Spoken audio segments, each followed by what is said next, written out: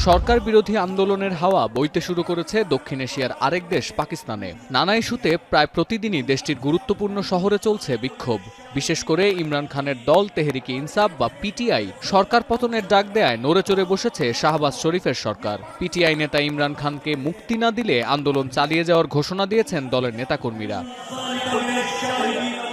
চলমান এই অস্থিরতার মধ্যে আগুনে ঘি ঢালতে এসেছে বেলুচিস্তানে চীনের অর্থায়নে বিমানবন্দর উদ্বোধনের খবর। বন্দরনগরী বেলুচিস্তানের গাওয়াদার প্রদেশে অবস্থিত এই বিমানবন্দরের কাজ এরই মধ্যে সম্পন্ন হয়েছে। তবে দেশের প্রাকৃতিক সম্পদ নষ্ট করে এ ধরনের প্রকল্প নির্মাণের বিরোধিতা করছেন স্থানীয়রা। এর আগে multi-billion dollar China Pakistan economic corridor প্রকল্পের আওতায় নির্মিত বিমানবন্দর নিয়ে আপত্তি জানিয়েছিল বেলুচিস্তান সহ পার্শ্ববর্তী কয়েকটি প্রদেশ। ফলে এয়ারপোর্ট উদ্বোধনের খবর প্রকাশের পরপর সরকার বিরোধী আন্দোলন আরও কিছুটা বেগবান হল।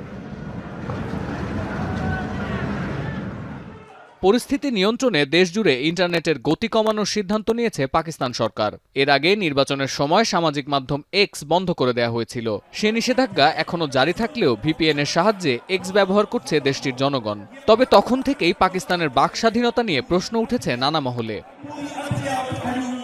যদিও দেশটির wireless and internet service association জানিয়েছে, নিরাপত্তা নিয়ে জটিলতা সৃষ্টি হওয়ায় ইন্টারনেটের গতি 30 থেকে 40% কমানোর সিদ্ধান্ত নেওয়া হয়েছে। বাক স্বাধীনতা নিয়ে সরকারের মধ্যেও কোনো দ্বিধাবিভক্তি নেই।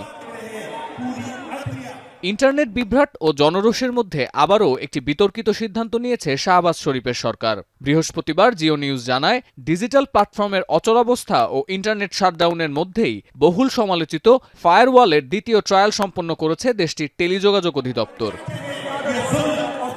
ইন্টারনেট ফায়ারওয়াল হচ্ছে একটি নিরাপত্তা ব্যবস্থা যা পূর্ব নির্ধারিত নিয়মের ভিত্তিতে ইনকামিং এবং আউটগোয়িং নেটওয়ার্ক ট্রাফিক নিরীক্ষণ ও নিয়ন্ত্রণ করে। সাধারণত একটি বিশ্বস্ত নেটওয়ার্ক এবং একটি অবিশ্বস্ত নেটওয়ার্কের মধ্যে বিভাজন সৃষ্টি করাই এর প্রধান কাজ। দেশের অভ্যন্তরীণ নিরাপত্তার স্বার্থে এই ফায়ারওয়াল চালু করার ঘোষণা দেয়া হলেও এটি মূলত জনগণের ওপর নজরদারি বাড়ানোর একটি রাজনৈতিক কৌশল বলে মনে করছেন ইন্টারনেট ব্যবহারকারীরা। সতীর্থ কর্মকার, এখন বিশ্ব।